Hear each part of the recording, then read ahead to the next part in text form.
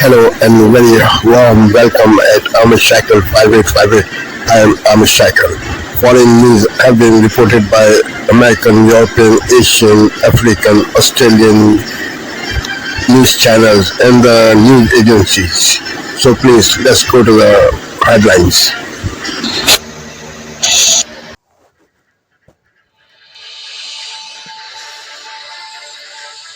Today, the Reserve Bank tipped to raise interest rates for the first time in more than 2 years to combat rising inflation.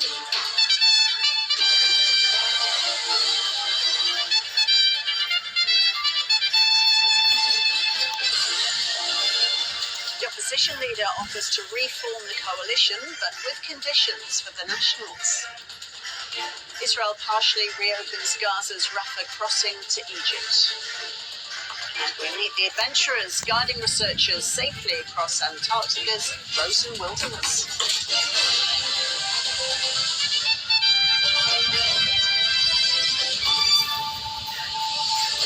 Hello and welcome to ABC News. I'm Ros Childs. The Reserve Bank is widely tipped to raise interest rates for the first time in more than 2 years this afternoon as it looks to head off rising inflation. Economists are anticipating the official cash rate will be increased by 1/4 of a percentage point, taking it to 3.85%. The current rate of 3.6% has remained steady since August. Stronger than expected inflation data shows that consumer prices rose 3.8% in the 12 months to December. Our reporters have been asking people how they feel about a potential rate hike amid ongoing cost of living pressures. Insurance, food, general cost of living still very high, and I think that's hurting Australians. So federal government's still spending, local governments are spending, state governments spending on infrastructure. So yeah, there's inflation everywhere, and that's hurting the average Australian. If you increase rent, then it won't be affordable for people who are getting minimum wage.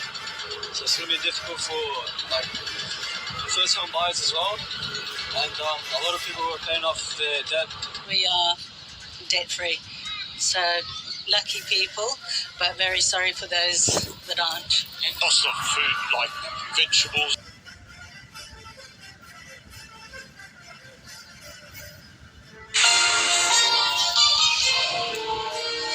Another blast of winter hammers Atlantic Canada on this Monday night. The hazardous conditions and deadly accidents as a storm sweeps in. Missed some cars and I ended up in the ditch. With more wild weather on the way. Political unity on affordability, why all MPs have agreed to fast-track some legislation. Plus, more fallout from the Epstein files, how the scandal is rocking the British government and renewing problems for a former prince. And Bad Bunny makes Grammy history as the Puerto Rican artist takes aim at the Trump administration.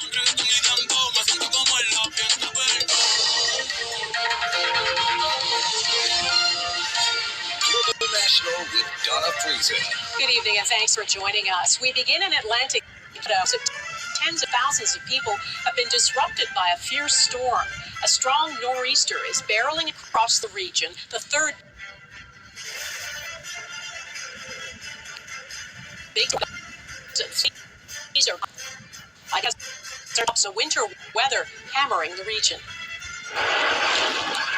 Mountains of snow grow in Newfoundland and Labrador's capital after the latest winter wallop. I was up at 6 in the morning and I shoveled out and trying to keep on top of it.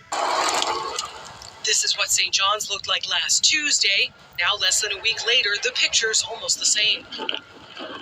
This blizzard prompted police to warn of hazardous driving conditions. St. John's saw about 30 centimeters of snow by midday. Municipal offices, urgent care clinics, and some community health centers closed, as did schools throughout eastern and central areas. This year seems especially rough. When it gets wet like this, it's just really hard to shovel it out. All flights in and out of the St. John's International Airport a no-go.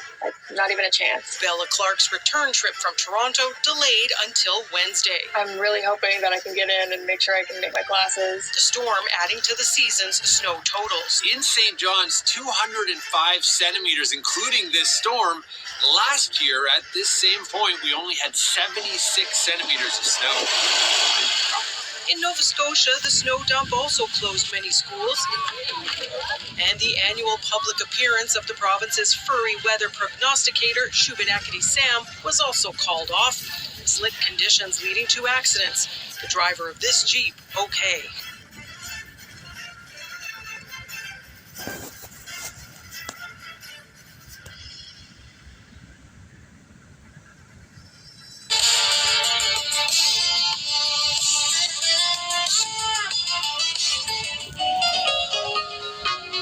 Africa News. The news. The scars from last year's massacre in central Nigeria have not yet fully healed. A gunman attack on Yelwata in Nigeria's central Benue state on 13th of June 2025 left around 150 people dead. It was one of the deadliest rural attacks in recent years. But justice may now be in sight. On Monday, the Federal High Court of Abuja charged 9 men on grounds of terrorism for the deadly massacre. The suspects are accused of conspiring for several months and carefully planning the attack by raising funds and recruiting fighters in neighboring Nasarawa state. Several defendants are accused of having aided the individuals central to the attack by providing weapons or safe places for planning the massacre. The court filed 57 charges in total.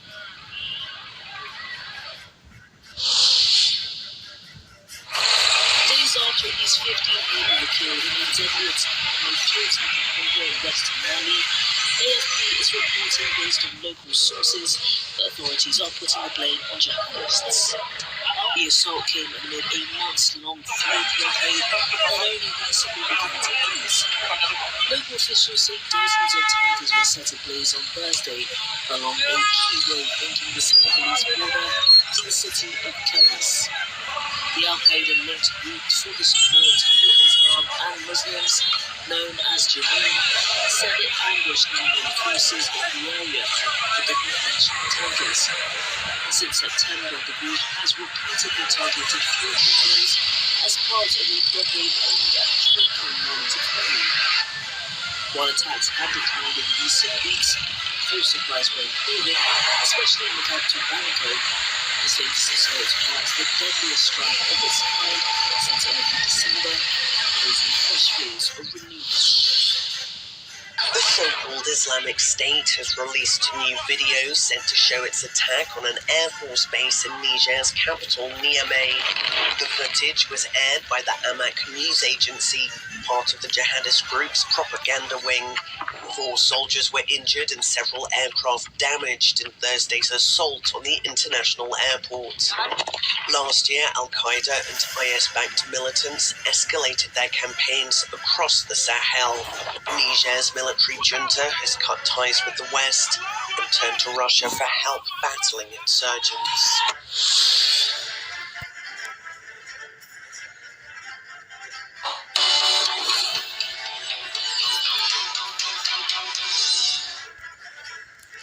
This is Asia Now.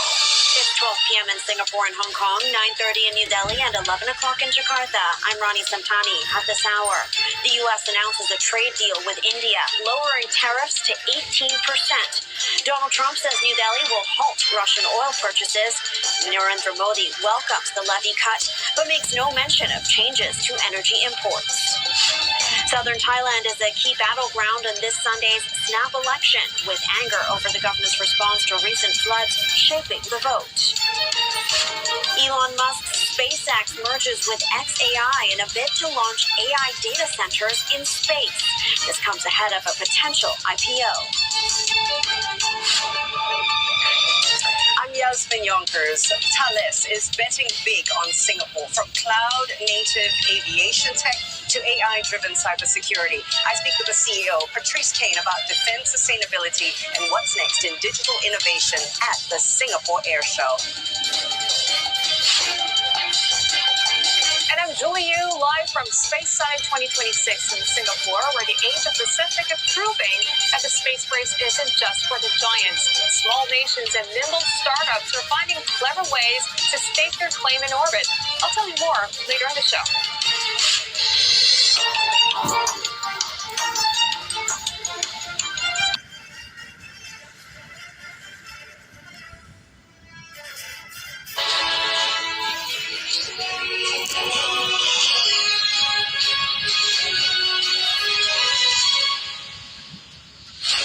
This is Sky News, the headlines. Number 10 calls for Lord Mandelson to lose his peerage and testify in the US as new details emerge of his dealings with paedophile Jeffrey Epstein. The Clintons agreed to testify in the US investigation into the convicted sex offender and say they look forward to setting a precedent that applies to everyone. Also in the files, Sarah Ferguson's apparent offer to marry Jeffrey Epstein, describing him as a legend for his generosity and kindness. Her charities announced it will close for the foreseeable future. In other news, Israel reopens the Rafah border crossing between Gaza and Egypt almost 2 years after it was closed. And FIFA boss Gianni Infantino tells Sky News he was wrong to stereotype British fans as violent.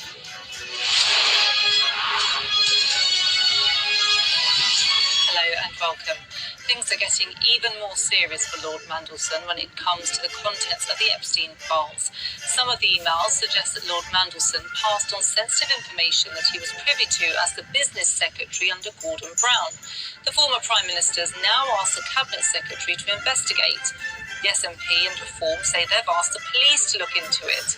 Lord Mandelson is quoted as saying that none of the Epstein files indicate wrongdoing or misdemeanour on his part. Our chief political correspondent John Craig reports. Mr. President, thank you very much indeed in hosting us this morning. Peter Mandelson flattering President Trump in the Oval Office last year when he was the UK's Washington ambassador. Only months later he was sacked over his links with paedophile Jeffrey Epstein. And after the release of documents, including an unflattering photo of him in his underwear in Jeffrey Epstein's Paris flat, he's now resigned from the Labour Party, saying he didn't want to...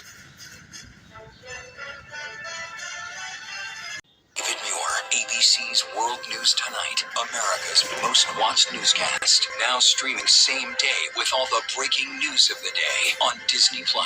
Most watched, most trusted. Now on Disney+ every night. Tonight there is breaking news in the disappearance of Today Show host Savannah Guthrie's mother. Tonight the disappearance of her mother, 84-year-old Nancy Guthrie, is now being investigated as a crime. And just a short time ago, police now telling ABC News they believe she might have been abducted from her own home in Tucson without her phone, calling the home a crime scene. Tonight, what we've learned about this case will go live to the scene.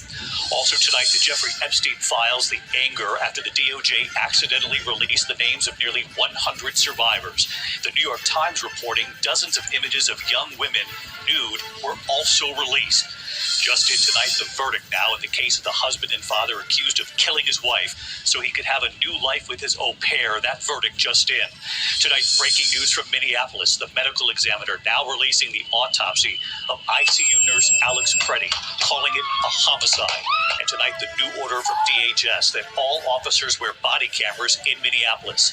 There's also news on that 5-year-old boy taken into custody, making the trip now back to Minneapolis. Tonight, President Trump ordering the Kennedy Center closed for 2 years. What he says will happen now. The Kennedy family responding tonight. News this evening after the FBI raid targeting Fulton County, Georgia, taking 700 boxes and ballots. Tonight, news of this unusual call now. President Trump talking with those FBI agents after this scene. The images coming in tonight, authorities investigating a possible biological laboratory found inside a home. There are new images tonight from inside, authorities in hazmat suits, what they found, vials, and what they're being tested for. Tonight we're tracking bitter cold and 2 new winter storms. Ginger Z is standing by. And America Strong tonight, take a look at this. It is so cold, they had to take emergency steps with the penguins right here in the U.S. From ABC News World Headquarters in New York, this is World News.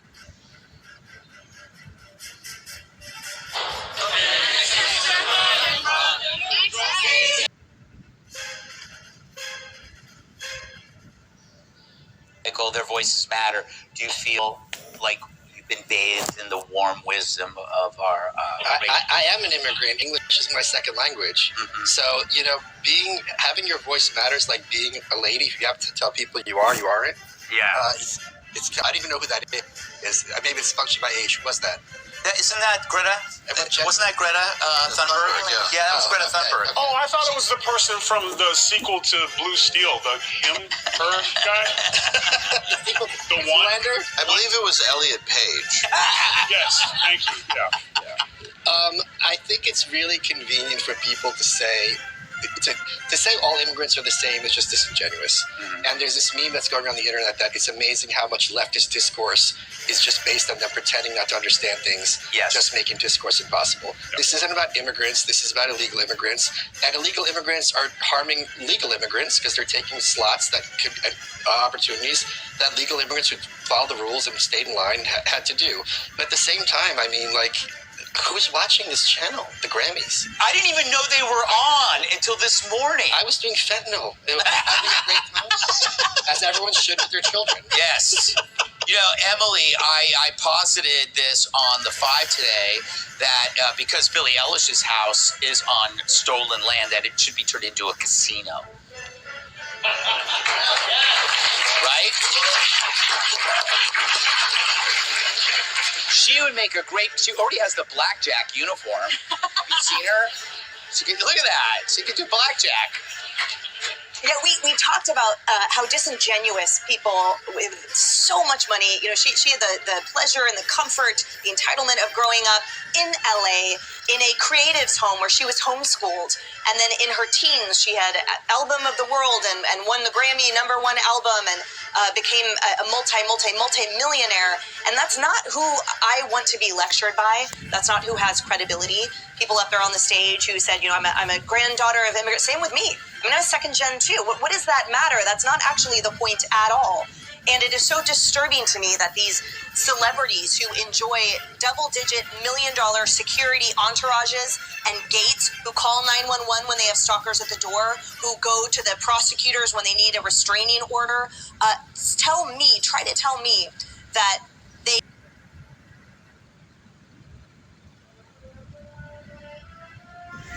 Thank you for watching Amit Shakil 5858. I am Amit Shakil. I hope you will visit again. Have a good life. Bye-bye.